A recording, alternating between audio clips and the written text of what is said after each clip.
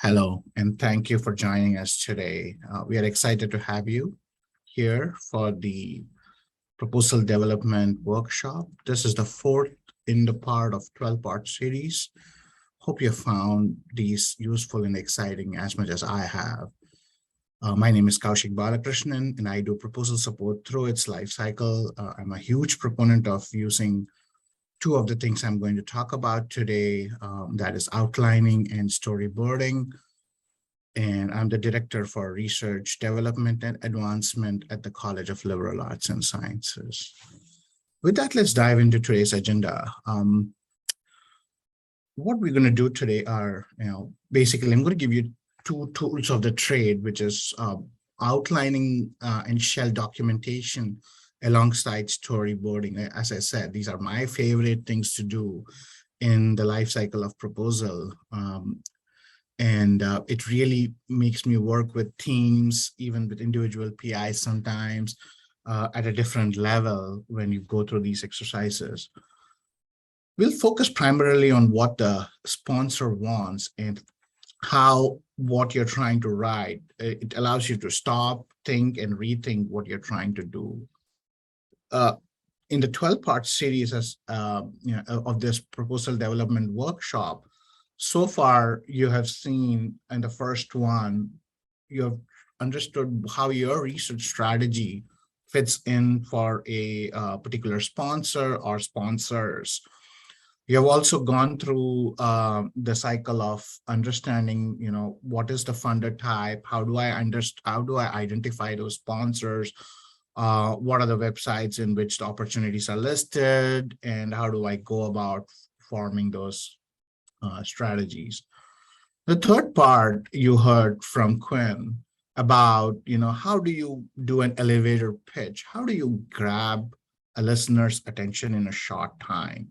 How do you go about creating that succinct pitch of your proposal that is very relevant to the right stakeholders? And say you have done all that, and you identified your research directorate. You said, oh, NSF is the best fit for what I'm thinking right now for my projects. You identified a directorate within National Science Foundation that is the right fit for you.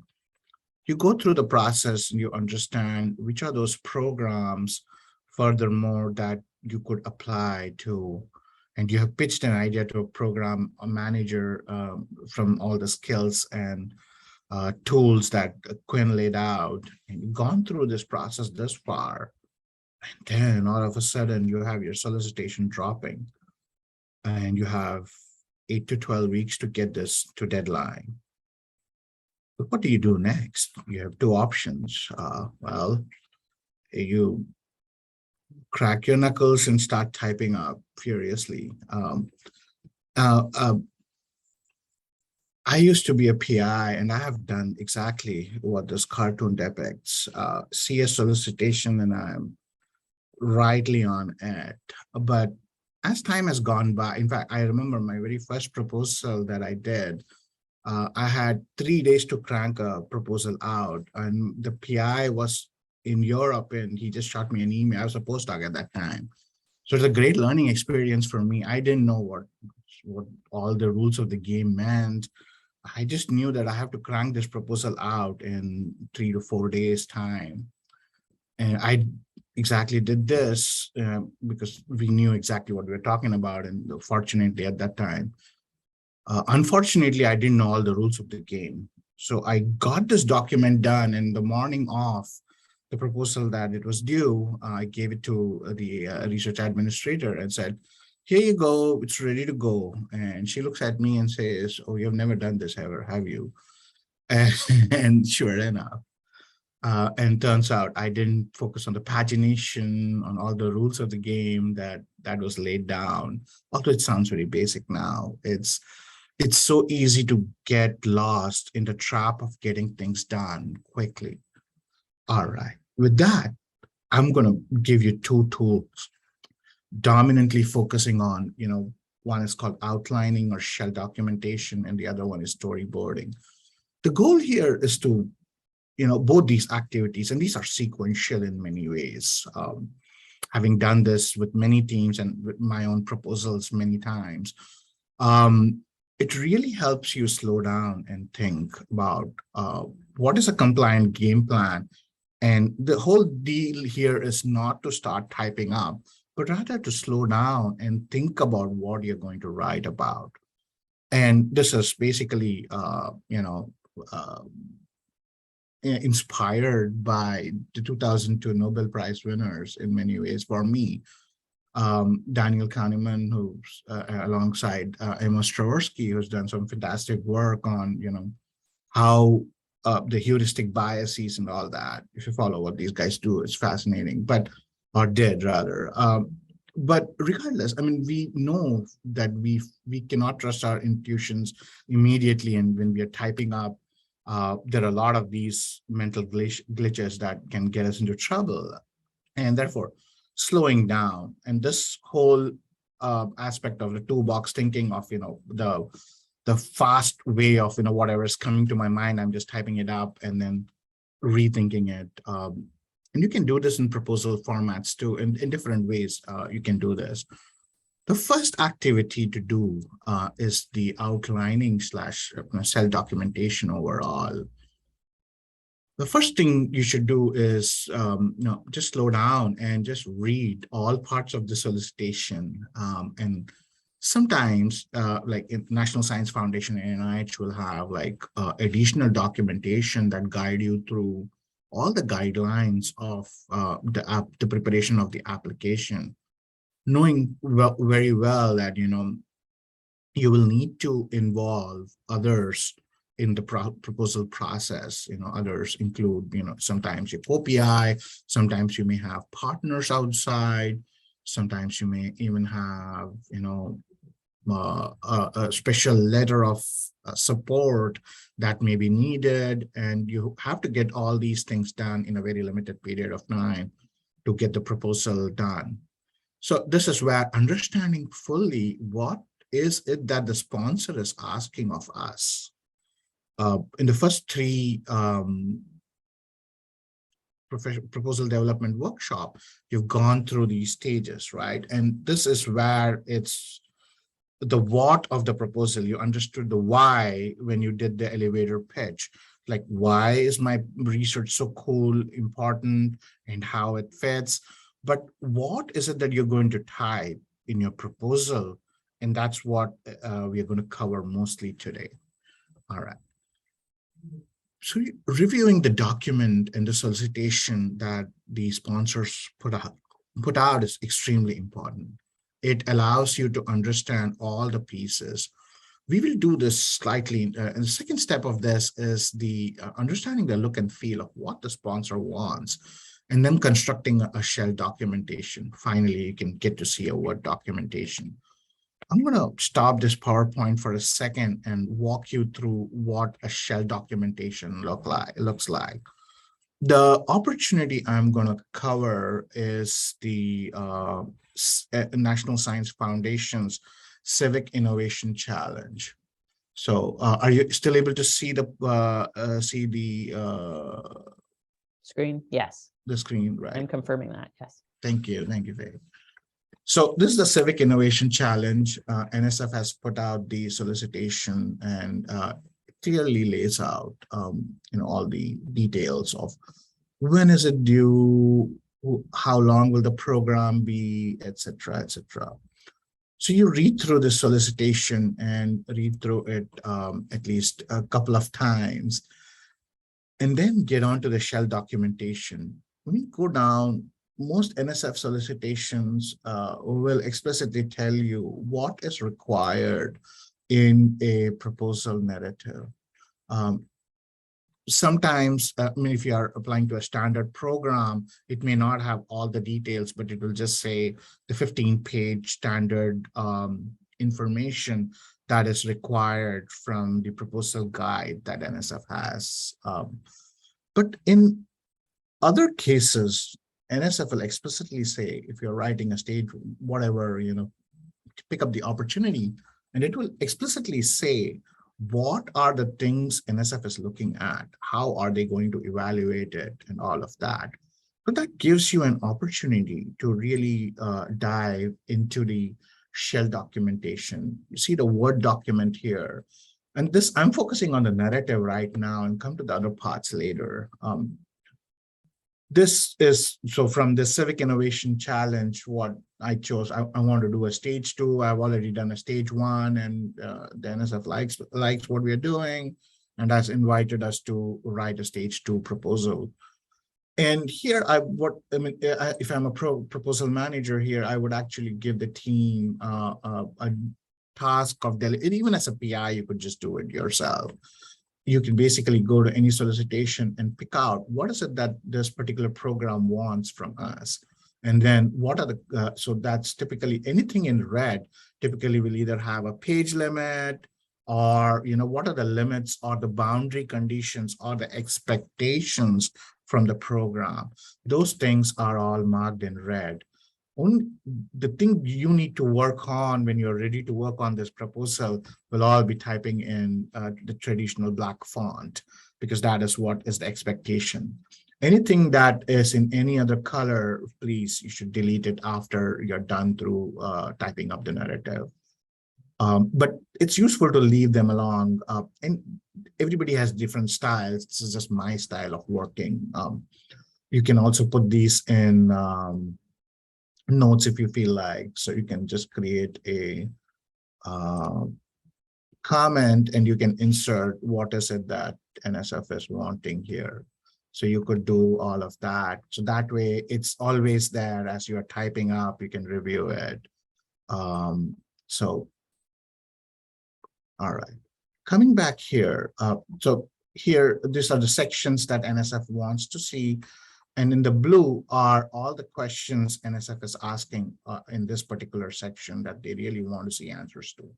So when you craft your narrative, you want to have an informed content that captures the essence of what the NSF, what the program or the solicitation is specifically asking for. So this is kind of also like a checklist. It works really well from that value point. So you can see there's 7 aspects that NSF wants in this particular program, and these are all the things you want to address. So with that, let's get back to the presentation at hand and dissect this particular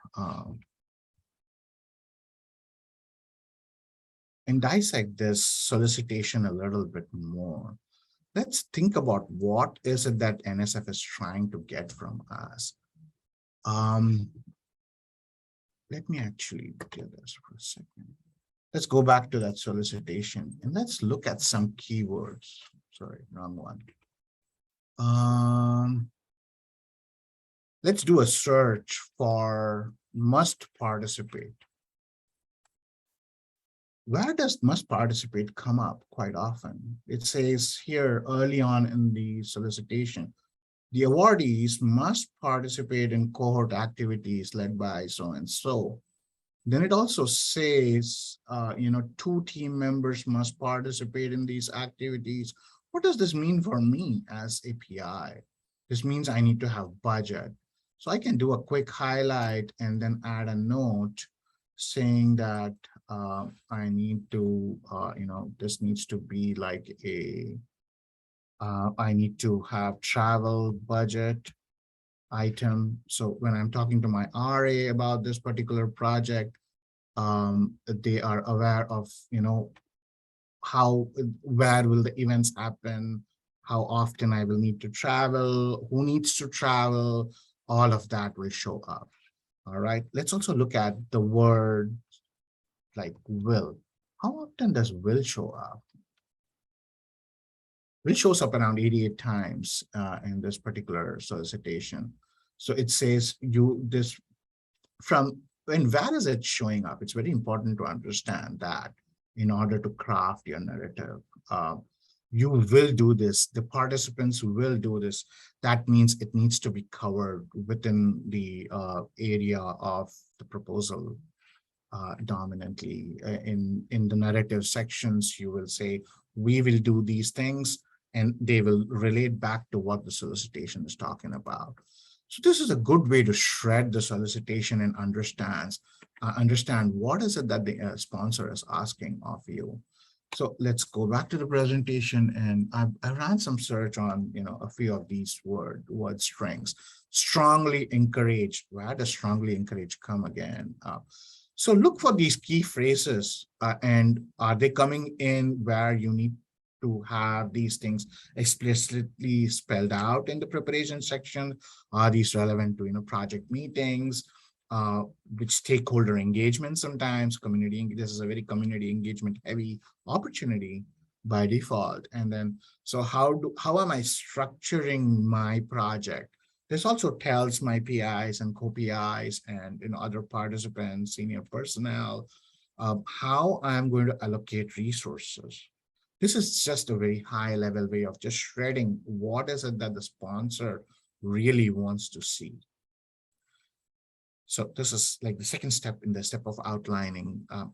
I always start with the Word document and then just go over what is it that I must do. And you should also look at what you must not do. Must not. Let's actually go back to the solicitation and take a look at that for a second. Let's see what I must not do.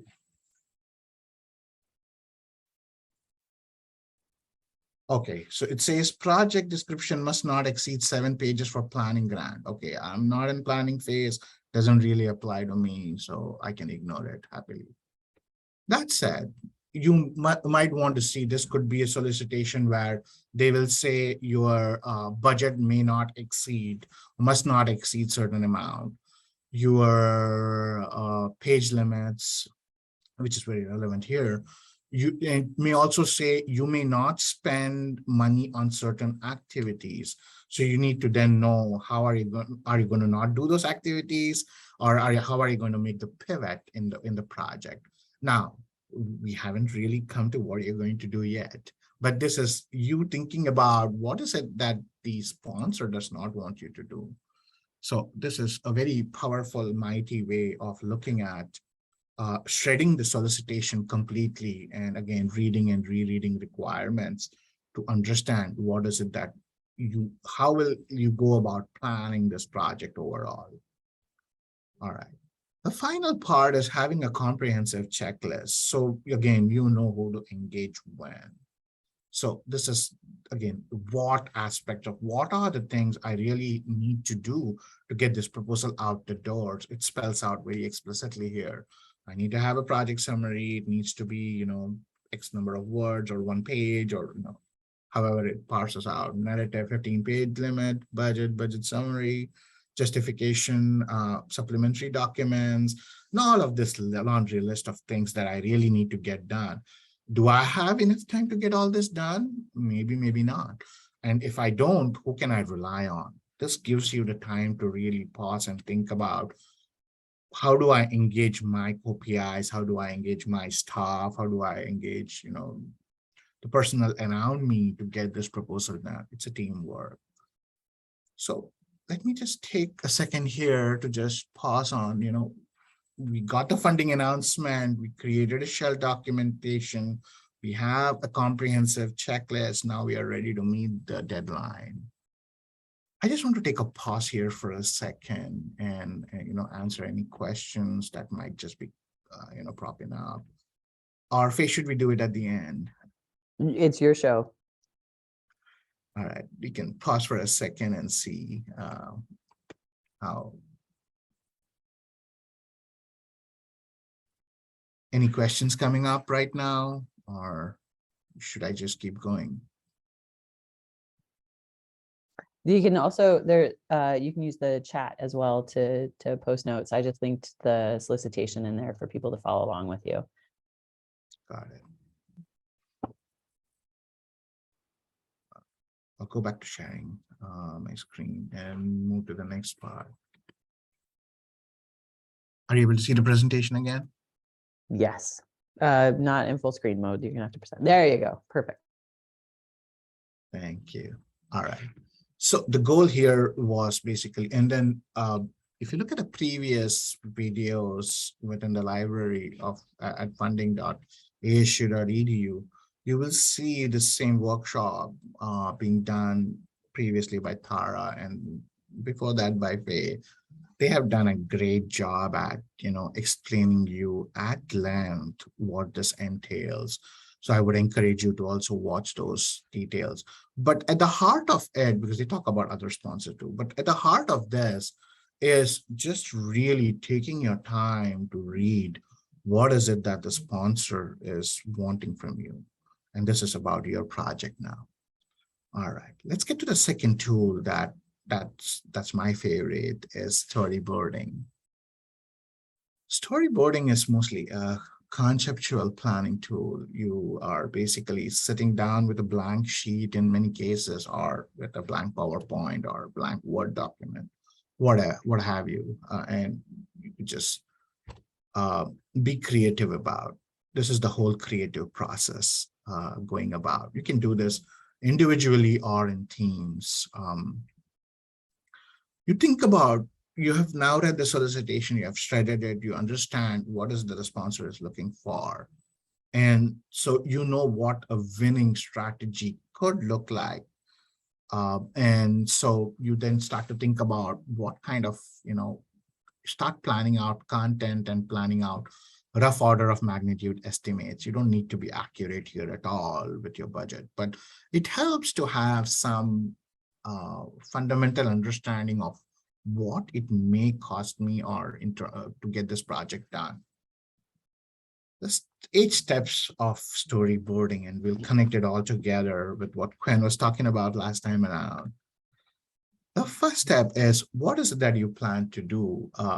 Sit down with a clock, and the storyboarding exercise as a whole is best done with a clock in mind, because you can think about your project and keep thinking forever. I've done that too.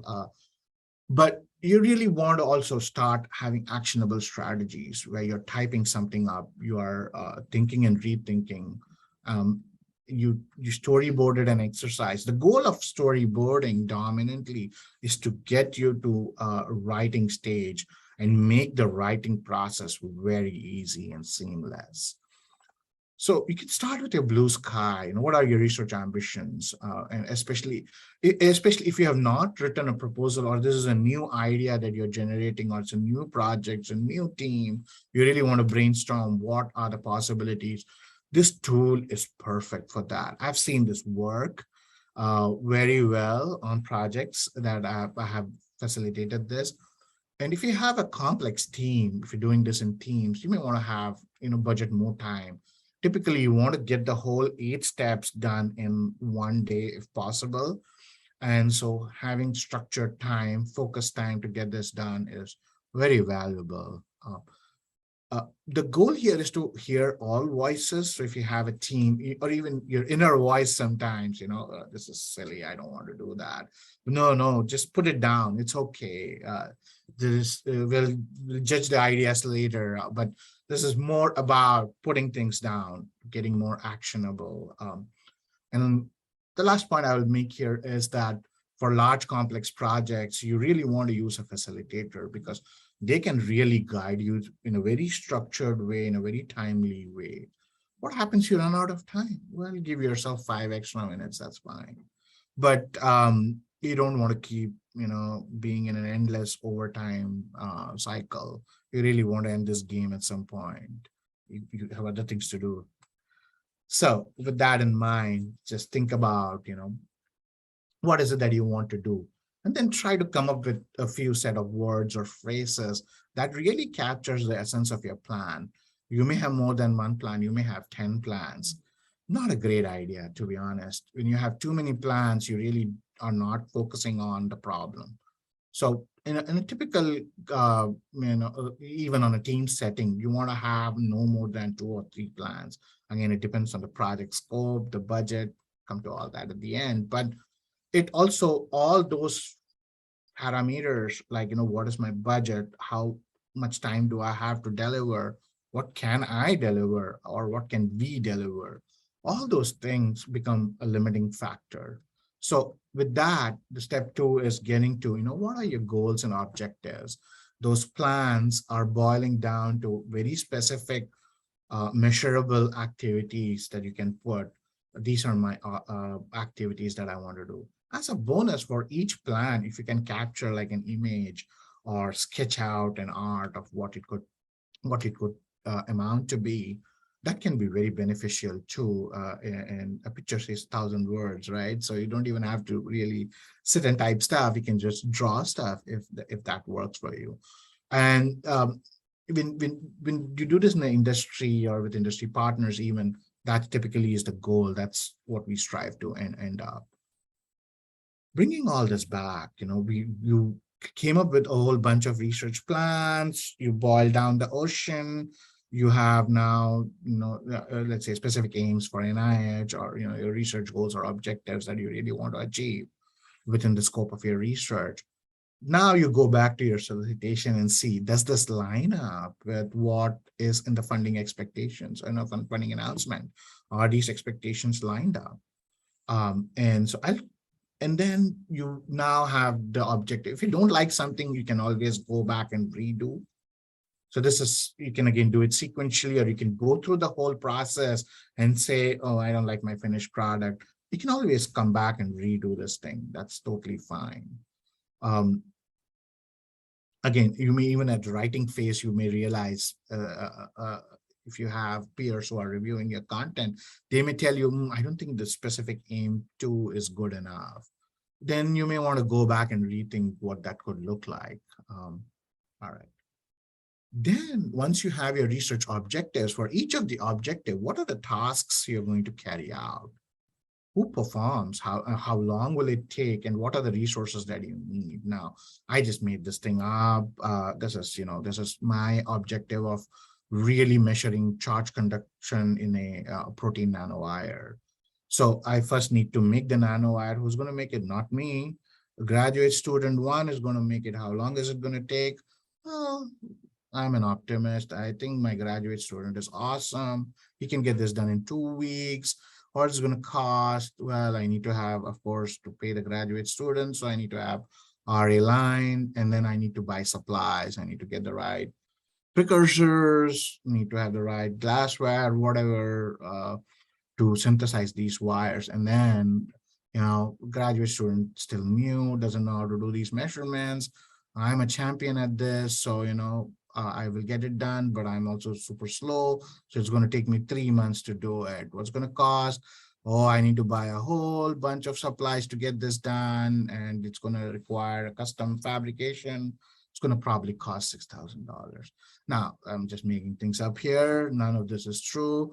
But nevertheless, this gives you a sense of, what are those tasks that, and this also tells you at the granularity level, like, is this really innovative? I'm just, buying stuff and just putting A plus B together. Is this really innovative? Sometimes it is, other times it's not.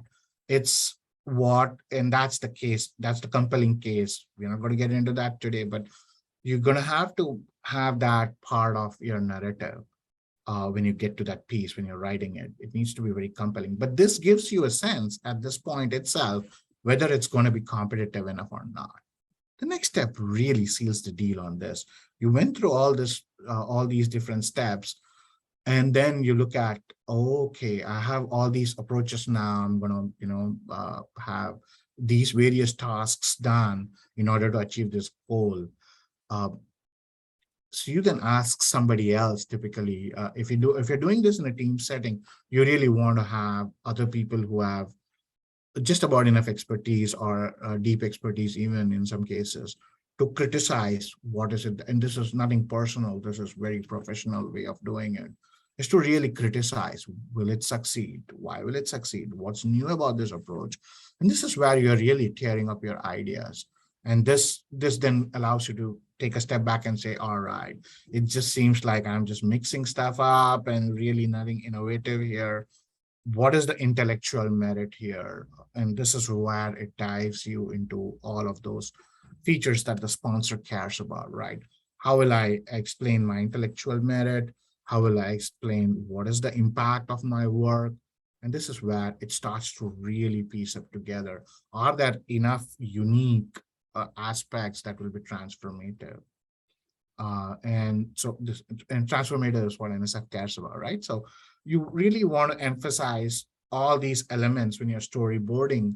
Bring the elements from the outlining and shredding the solicitation and bringing them here at this particular stage, and really criticizing each aspect of what you're doing. And again, you're doing it the timer. Note that you don't want to spend all the time arguing about either with yourself or with your peers about whether this will succeed or not.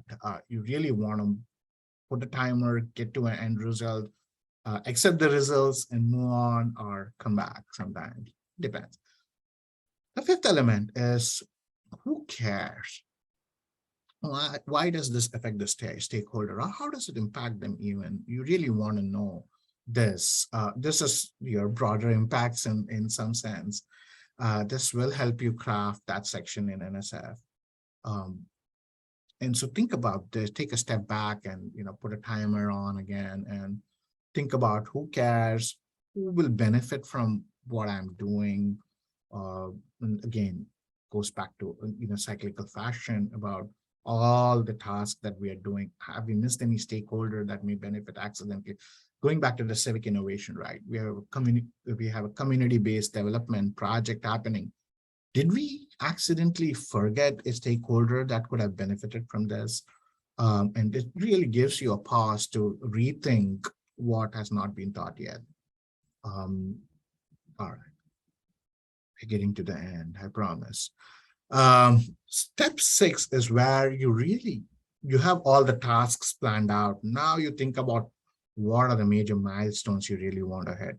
How do I know that all the tasks I have done have given me something tangible that I can give it to the community, or publish results or share openly? What does that big milestone allow me to do all of that element? So there could be multiple milestones for each year, or there could just be one milestone per year. It depends on how the project is structured, how many tasks, subtasks you have, and how you're going about doing this. But you should typically have at least 2 or 3 milestones in any project to ensure that you have certain phases at which you are stopping and looking back into the project to make sure it's successful. Step 7, and this in itself could be a topic where I can talk for days, but I will try to summarize in 30 seconds or less. You really want to look at scenarios here. What if my budget gets cut by 10%? What will I really be able to do? Is that a risk? Can that happen? What happens if there is a new COVID wave and I'm not able to travel for the project meetings and in dissemination of results? Or what if the vendor is not able to ship me the instrument on time that will help me get this project done? All these are real risks, and at what frequency they may happen, at what probability they may happen, what are my risk mitigation plans? Now, some risks are very high. You may not have a risk mitigation plan, but at least you're aware of the risk. This tells you, this captures that information. If you're working on, Department of Defense projects, you really want to take a step, or even Department of Energy for that matter, even NSF in some cases, many cases, I would say, you really want to take a step and think about the level of risks that could hit your project and quantify that and qualify that. And you really want to write prudently about this in certain sections of the proposal. You've gone through this exercise of 7 steps. You have identified, just scroll back, you know what you're going to do, you know all the tasks, you know who cares, your approach is great, you have your milestones, you also understood all your risks. Now what? Well, somebody has to write all this stuff up. So, you really want to bring it back home here, back to that narrative document with the shell documentation. This is where you take breaks periodically, and this whole section should start after a break. You've gone through the process, you've had a refreshed yourself. with some hot beverage, hopefully, and you're back to work. This is where you really sit down and assign, go through those requirements that you built into the shell documentation and talk about who's going to take on which section. Now, if you're just working alone, this is pretty trivial. You have to do the whole stuff here. But now you have a template of, what is it that you wanted to do? What is it that will be a success, could be a successful proposal? So you now have all the ingredients. You just have to put them together. And you assign, right, if you are doing it in a group for a large scale or center level proposal, you now have a theme around, what is it that you're going to propose. You then assign writers, you create a schedule. This is where having, your proposal manager in these discussions is priceless. Sometimes they can tell you, how are you going to do document control? And so you have a facilitator in mind. The facilitator can walk through who are all the people who are needed there. What are the next steps going to be? How is this whole process going to look like? So a seasoned facilitator can help you walk through all of this. Now, last week, Quinn talked about Hellemeyer's catechism, and this is where it all comes back to this, right? This is the crux of the proposal. To those who don't know, Hellemeyer was a DARPA project manager, a program manager, and he talked about, what when you're writing a project, these are the fundamental ingredients that should be there in all proposals. And what I hope I have impressed upon you is also the proposal quality. When you go through this process, you understand what is it that you're going to do, how much time it's going to cost, how what budget is going to take. I put in that I had graduate student one who could synthesize that nanowire in 2 weeks. What happens if he got sick or he's not able to get, the precursor that the chemical company sent us was not exactly what they promised it was.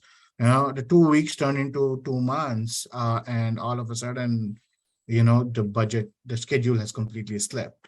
Again, this talks about all the risk elements and thinking about those risks along those lines.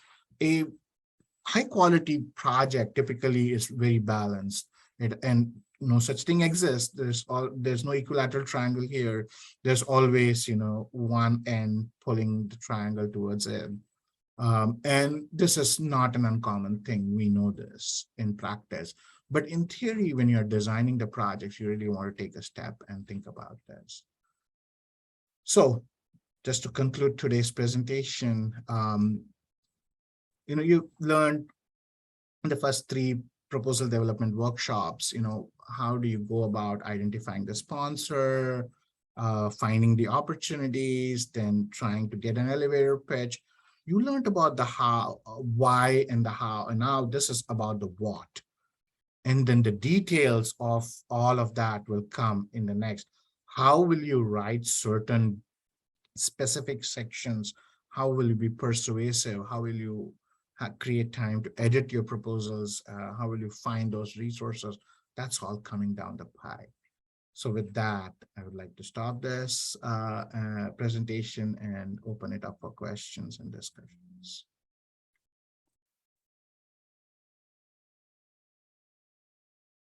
Sometimes we find that taking the recording off helps, so I can pause the recording real quick.